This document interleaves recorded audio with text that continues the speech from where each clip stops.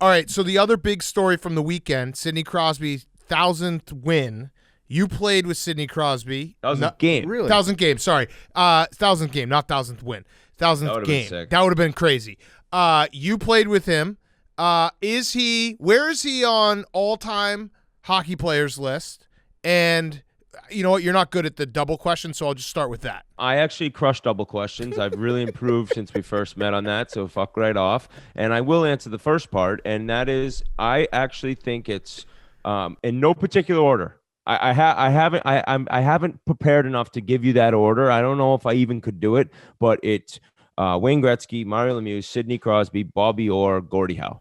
Okay. No particular That's it? order. That's So your top 5. Crosby's in my top 5 players of all time. Okay, Wow. what about best scores? Ovechkin Okay, thank is you. I think, the best goal scorer of all time. I know he doesn't have the most goals, which he actually somehow might break, although it's a tough start right now for his season goal-wise. But Ovechkin is right there with Gretzky and Hull, top goal scorers of all time. So you played with one of the top 5 guys of all time. Oh, yeah.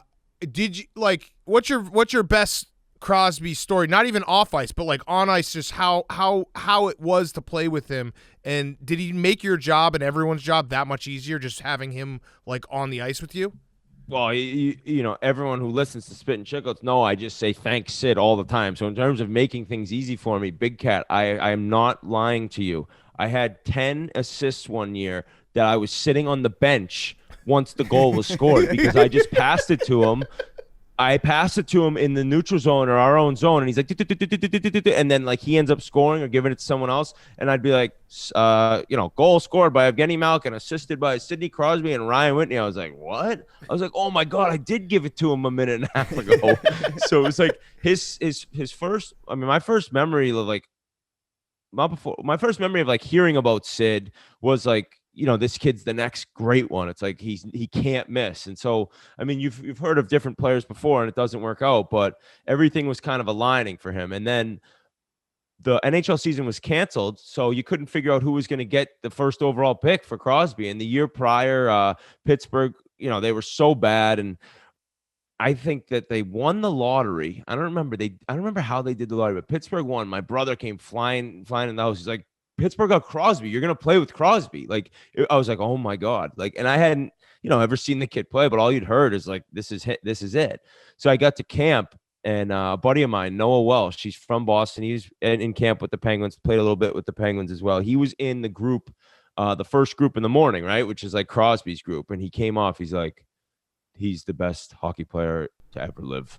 He's like, he's doing things. I was like, what? Is it that crazy? And then I got the chance to watch and see, and it was like a different game. I know like people say now McDavid's doing things that have never been done, but Crosby was one of those guys you'll never forget seeing what he do. He was so fast through the neutral zone, and then he was enormous. His lower half, he's got a huge ass, huge legs, and he's just like down low. You can't get the puck away from him. He's quick. He's like driving off you and just embarrassing guys in practice and in games, and he was all 18. It was nuts. I love those type of stories though, because it is like the guys who are truly special, I feel like everyone just knows right away, and they're like, okay, this is just totally different than anyone else who just shows up at 18 years old. Yeah, there was like moments when he's giving guys passes that have, you know, he's giving Zygmunt, Palffy, Mark Recchi passes where they're almost not even ready for it, just because there's no way somebody could have got that puck to me. Like, there was no lanes. How is it there? And then like, so making everyone's life easier.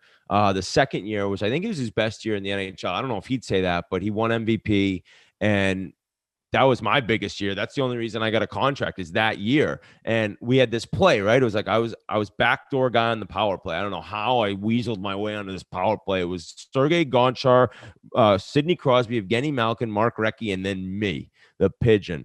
So I'm like playing the offside, and then Crosby's finding me, right? He's, if you know hockey, he's on the half wall with the puck, and I'm going down to the back door of the net, and he keeps hitting me. And I'm like not ready for it, or I can't handle it. It's such a hard pass, but it's right on my tape.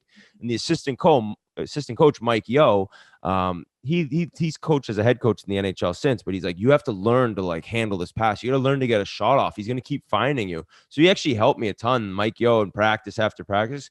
Sure enough, I started like being able to just like one time these things. I'm not kidding you. It'd be a kind of a cross ice pass that I would just have my stick and like really firmly hold my bottom hand. The thing would go up beat the goalie because the pass was so perfect nobody could see it coming. So I was able to like really benefit from getting points and signing a huge contract directly because of him. Mm-hmm. How long into his career did he get, like, what did the hazing stop with him? Because I have to imagine if a guy comes in who's that good, right, and everybody's talking about him like, okay, he's the next Gretzky, he's this young hotshot on your team. I feel like you guys probably had to break him in a little bit. There was probably a little element of, like, we got to make sure this kid doesn't get a big head. No, it wasn't. Nobody fucked with Sid. Sid, I actually think that's like different for some guys. It was like, I mean, I'm sure, you know, guys were busting his balls and stuff, but there was no like pranks being pulled on Crosby, really. He was like, if they were minor ones that would laugh. Like they were ruining my shoes and like cutting holes in my suits. You didn't do that to him. I was the pigeon getting tossed.